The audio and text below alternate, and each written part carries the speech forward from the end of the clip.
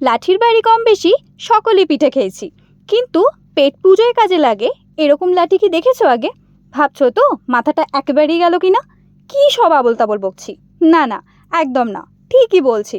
দেখতে হলে কিন্তু শেষ অবধি থাকতে হবে, শুধু পালাই পালাই করলে কিন্তু চলবে না। এখন আবার সবাই একটু ডায়েট কনসিয়াস, তবে এক আধ দিন একটু চিটমিট করাই যেতে পারে। আর তাছাড়াও ঘরে বানিয়ে না হয় ট্রাই করো। আরে শুনে যাও, একদম সোজা। আলুগুলোকে ফার্স্টে ছোট করে কেটে বয়েল করে নিয়ে দেন খুব ভালো করে স্ম্যাশ করে নেবো। এরপর যে মশলাগুলো দিয়েছি ওগুলো এক এক করে দিয়ে খুব ভালো করে মেখে একটা ডো তৈরি করব। কর্নফ্লাওয়ারটা দিয়েছি যাতে নরম ভাবটা চলে যায় আর খেতেও যেন মুচমুচে হয়।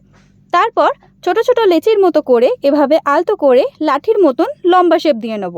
দেন গরম তেলে লাল লাল করে ফ্রাই করে নিলেই রেডি পটেটো স্টিক্স। আর পিঠে নয়, এবার শুধুই পেটে যাওয়ার পালা।